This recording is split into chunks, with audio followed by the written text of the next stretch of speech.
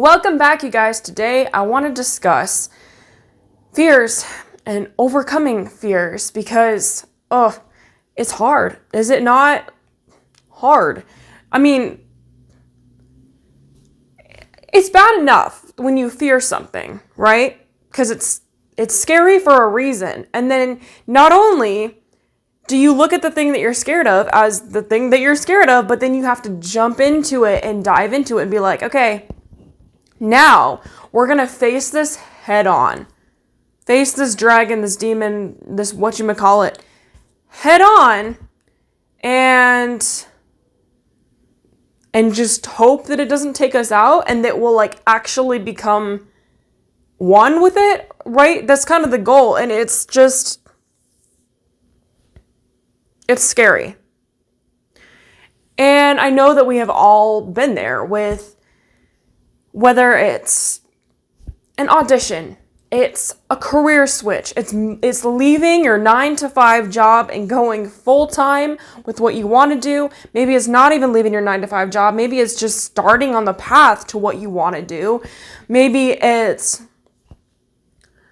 trying a different skill for the first time for a live audience. There's so many different ways, obviously, that we face our fears. And I'm sure even on the daily basis, social anxiety. Another thing I find that's kind of interesting is the fact that it seems like so many entertainers who are you would think kind of the star of the show, the coolest person in a room type thing, are usually people who are actually really awkward around people. I mean, look at what I literally do for a living. It's sit in a room by myself and talk to people online. Anyway, I am in the process myself right now of facing one of my biggest fears, which brings me to apologies in advance for any lack of enthusiasm that I may be lacking in this episode. I am in the process of moving, and if you've ever moved in your life, you understand. So yeah, that's what I'm going through, and apologies again in advance for any lack of my show up for myself in this episode, as I don't have my makeup here anymore. It's in the other place, and I have literally nothing. I don't even have food. I haven't eaten yet. So enough about me. Point is, I am trying to do my best to not leave you guys high and dry. I intentionally left this setup so that I could get this done with, because I don't know how soon I'm going to get it set up in the new place. It'll be set up by next month. That's going to happen. But to get this month's content out. So anyway, I just wanted to make sure that I'm not leaving you guys high and dry, because we're still going to continue to make waves through the process of me moving and it all. I am here for you. This is what my support looks like. If you know anything about me personally or my past, which let's not dive into that in this episode. It's not bad. It's just, if you know, you know. Me making this shift of moving is such an enormous leap for me. It's so enormous, and I really did not think that I would ever get here, and I am obviously questioning every move that I'm making through this process of why am I doing this when this is something that I swore would never happen, and then now it's happening, and I'm am I losing my mind? Or, is this actually what I've wanted to do all along? That's why I was resisting it for so long. Obviously going down this entire process. And should I dive deeper into that? I feel I think this relates to everyone with that fear, right? When you resist something, you know deep down that you really do want it, but you also have yourself literally convinced that you don't want it, because why would you want something that you have convinced yourself that you don't want? But why did you convince yourself that you don't want it? You had to convince yourself that you don't want it because it's actually something you want. You just, for some reason, couldn't have it. And you had to talk yourself out of it, right? So for me, going through this process, I'm realizing already, and I know I'm in the beginning stages of this, and I am sure that I'm going to have 1,000 more meltdowns during this process and after the process and regrets of sorts.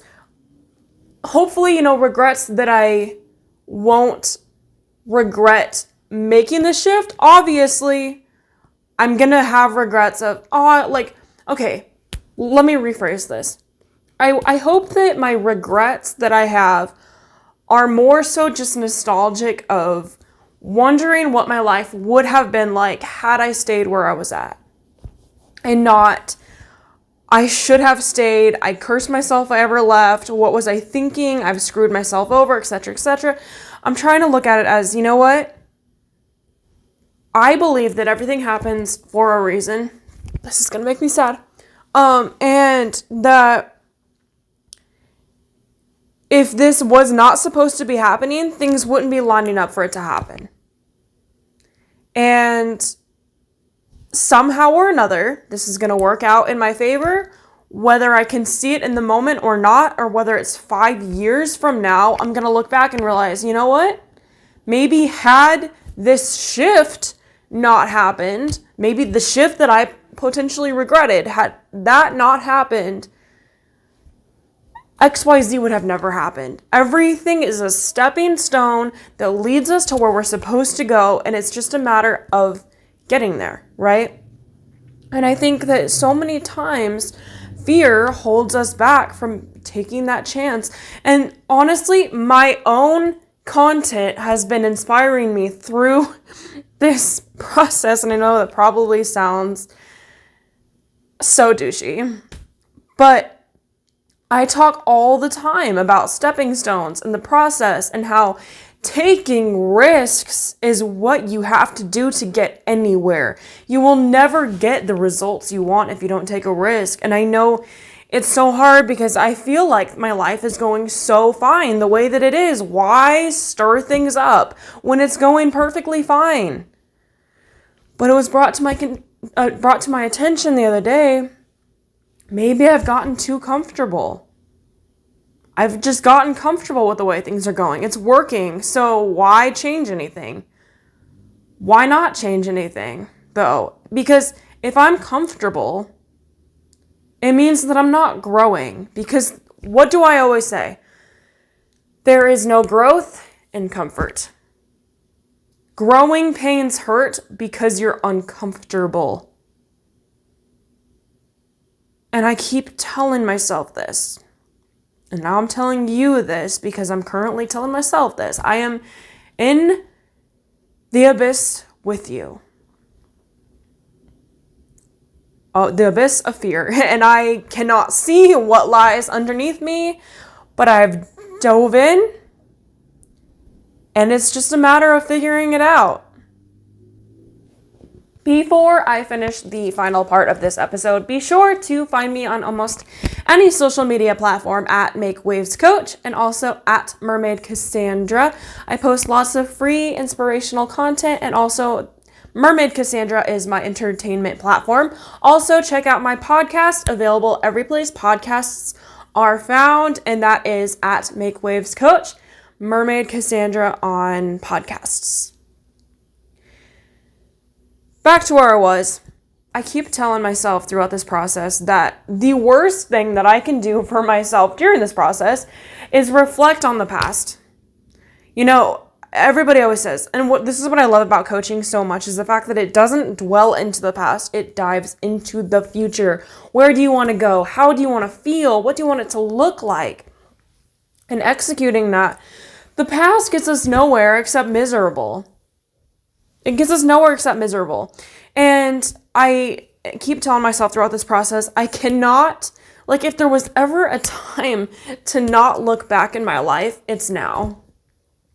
Because this is such a big shift for me. And again, I'm like, I need to be looking forward. And this is getting into this mindset of not looking at the past and looking forward solely has been something I've been trying to really break into my programming of my brain, and I've been really struggling with it, and if I'm being completely honest, and this shift I feel like is what I really need to execute that. I really think that this is going to be what it takes to just make that happen. The word that keeps coming up for me is shift and next chapter. So I want you to try to apply this, all of this, re-listen to this again and again if you have to, into your life this coming year, because we are going to be in the next chapter. We are in the next chapter already. And let's make it shift. Let's make waves. I'll talk to you guys next time. Go out there, make waves.